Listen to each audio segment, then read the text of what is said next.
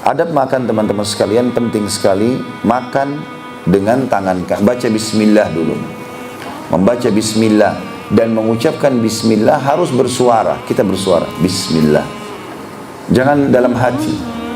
Baca, karena seringkali syaitan membuat kita lalai. Siapa yang lupa baca bismillah, maka berkah makanannya diangkat dan makanan akan diambil oleh syaitan. Sebagaimana sabda Nabi SAW, kullu amrin la yubda bismillah fahuwa aqta. Semua perkara yang tidak dimulai dengan bismillah maka terputus dari rahmat Allah. Kalau makanan akan diangkat berkahnya. Dan juga sabda Nabi SAW dalam hadis sahih, kalau seseorang masuk ke dalam rumah lalu dia mengucapkan salam, maka syaitan di sekitar rumahnya berkata pada teman-temannya, tidak ada tempat nginap buat kalian malam ini karena salamnya pemilik rumah tadi, walaupun tidak ada orang. Dan kalau dia makan sambil membaca bismillah, maka syaitan berkata di sekitar rumahnya dengan teman-temannya, tidak ada makan malam buat kalian malam ini. Dan bismillah menyelamatkan dari diambilnya makanan tersebut dari syaitan. Itu yang pertama, tentunya baca bismillah, adabnya. Yang kedua, menggunakan tangan kanan. Dan ini sering kali saya kadang-kadang lagi pengajian, masih melihat di pengajian ada bapak ibu yang minum dengan tangan kiri, makan dengan tangan kiri. Ini mesti harus diperhatikan. Cuma mungkin saya tidak bisa, kadang-kadang saya tidak menegur di dalam majelis karena khawatir nanti malah beliau-beliau ini malu. Tapi kadang-kadang juga ada yang saya ingatkan. Saya mengatakan, saya tidak sebutkan orang, tapi saya mengatakan bapak ibu ingat kalau makan dan minum dengan tangan kanan. Karena sabda Nabi SAW tegas masalah itu. Jangan kalian makan dan minum dengan tangan kiri, karena syaitan makan dan minum dengan tangan kiri. Ini banyak maknanya. Bisa saja karena kita dilarang menyerupai syaitan, itu makna zahirnya hadis, atau makna yang lain, makan dan minum dengan tangan kiri akan diambil oleh syaitan. Yang ketiga adalah makanan dan minuman harus dari sumber yang halal. Tidak boleh sama sekali dari yang haram. Karena kata Nabi SAW, akan ada orang yang memohon-mohon kepada Allah, meminta-minta, bajunya kotor, tidak punya alas kaki, miskin sekali, lalu dia mengatakan, ya Allah berikan, ya Allah berikan. Bagaimana Allah berikan sementara makanan, minuman, pakaiannya haram? Jadi nggak bisa. Yang keempat, tidak menghembuskan nafas atau bernafas pada saat minum ataupun makan ini. Jadi usahakan pada saat kita memasukkan minuman atau makanan, kita sedang menahan nafas semenjak. Cuma untuk memasukkan saja ya. Larangannya di sini menghembuskan nafas di atas minuman atau makanan itu. Makanya Abdullah bin Umar radhiyallahu anhu, beliau kalau minum di gelas, maka beliau menahan nafas sambil baca bismillah, dimasukkan. Tentu dilepas, setelah itu dia bernafas biasa. Pada saat dia telan, pada saat dia letakkan gelas, lalu kemudian dia mengatakan alhamdulillah. Pada saat dia mau minum, dia tahan lagi nafasnya. Sunnah Nabi SAW, kata Nabi SAW, jangan kalian bernafas atau menghembuskan nafas ataupun menariknya pada saat sedang minum atau makan. Termasuk adabnya adalah membiarkan makanan atau minuman dingin terlebih dahulu, atau bukan dingin maksudnya, ya bukan panas sekali, sudah berkurang panasnya. Nah, orang kadang-kadang kalau makan panas maka lidahnya bisa luka, ya mungkin juga tidak maksimal dalam memakan atau menikmati rasa makanan tersebut. Nabi SAW termasuk dalam adab-adab disebutkan dalam banyak riwayat yang sahih, menganjurkan untuk ya membiarkan makanan terlebih dahulu dingin. Termasuk adab yang selanjutnya adalah ya, tidak menghidangkan makan pada saat waktu sholat, ya, atau mengkonsumsi di waktu sholat. Kata Nabi SAW, janganlah kalian sholat sementara makanan sudah dihadirkan, ya, dan janganlah kalian sholat dengan menahan dua keburukan, maksudnya buang air besar dan buang air kecil.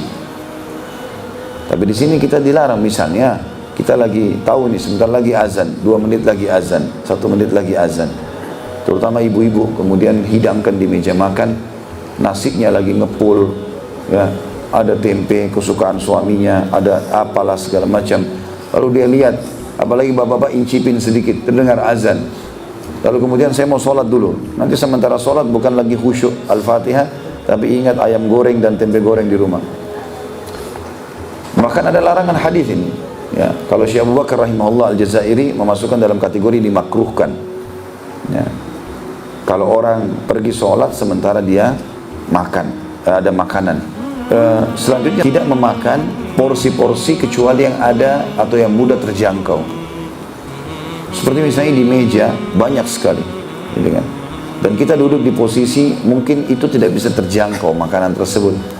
Maka Nabi SAW bersabda kepada Salamah, anak istri beliau, anaknya Ummu Salamah radhiyallahu anha, radhiyallahu anhum ajma'in. Salamah masih kecil, lagi makan dengan Nabi SAW. Maka Nabi SAW mengingatkan kepada dia, ya gulam, samillah, wahai anak kecil, kalau kau mau makan baca bismillah. Wa qul biyaminik, makan dengan tangan kananmu. Wa qul mimma yalik, dan makan yang terjangkau di depanmu. Ya. Karena mungkin akan buruk pemandangan kalau seseorang harus mengambil semua jenis menu yang ada kemudian menumpukan di piringnya, gitu kan. Bukan berarti orang tidak boleh mengincipi semua. Kalau dia sudah selesai makan yang terjangkau, kemudian memang mungkin di acara pesta tempatnya berpisah-pisah, kemudian dia mau pindah incipin lagi yang sebelah sana, itu masih dibolehkan oleh para ulama. Tapi maksudnya adalah seseorang mungkin menunya terlalu banyak di atas meja, kemudian dia mau mengambil semuanya walaupun jauh dari dia, sehingga menumpuk sementara belum ada yang disentuh makanan tersebut. Itu yang ketujuh. Yang kedelapan, tidak boleh mubazir. Nggak boleh mubazir. Mubazir artinya mengambil lebih daripada kapasitas kita, akhirnya dibuang, nggak ada yang makan. Ambil secukupnya. Ya, kemudian kalau seandainya dia kalau sudah selesai dan masih lapar, boleh diambil lagi, nggak ada masalah. Menambah makanan berulang kali nggak dilarang dalam syariat, tidak ada larangannya. Tapi memakan dengan porsi yang besar sehingga atau yang banyak sehingga akhirnya mubazir, ini nggak boleh. Ini dilarang tentunya. Ya. Kemudian termasuk adabnya adalah mengajak orang lain untuk makan, berbagi dengan orang lain sebagaimana kita tahu dalam bahasan kita ini. Ya. Termasuk juga dalam adab adalah memulai dengan makanan-makanan yang manis. Nabi SAW paling gemar kalau mengkonsumsi buah-buahan itu mengkonsumsi semangka dengan kurma. Mungkin ini bisa di jus juga sebenarnya. Nabi SAW sering kali makan dua buah ini dan disatukan oleh beliau. Sampai beliau bersabda, dinginnya ini, ditunjuk semangka, akan diredam dengan panasnya ini, ditunjuk kurma. Dan panasnya ini kurma akan diredam dengan dinginnya ini. Jadi berimbang di antara dua keadaan tersebut. Ya. Kita juga tahu dalam buka puasa dianjurkan untuk mengkonsumsi yang manis-manis terlebih dahulu, baru kemudian kita memakan yang lainnya. Termasuk adabnya adalah seseorang tidak makan sampai kenyang. Ya. Dan kalaupun dia sendawa, maka dia tidak boleh ya bersendawa di hadapan orang atau menghadap ke orang lain. Pernah ada sahabat begitu, maka dia sendawa karena kenyang sekali, maka banyak sekali sendawanya. Kata Nabi SAW, selamatkanlah kami dari sendawahmu itu. Ya. Kalau dia begitu, terus gitu kan, orang sendawa berulang-ulang. Kadang-kadang orang tidak ada adabnya di depan orang, mulutnya dibuka, baunya pun apalagi habis makan jengkol bisa buat orang pingsan. Ya. Tapi nggak ada adab, maka ini harusnya dijaga adab-adab tersebut.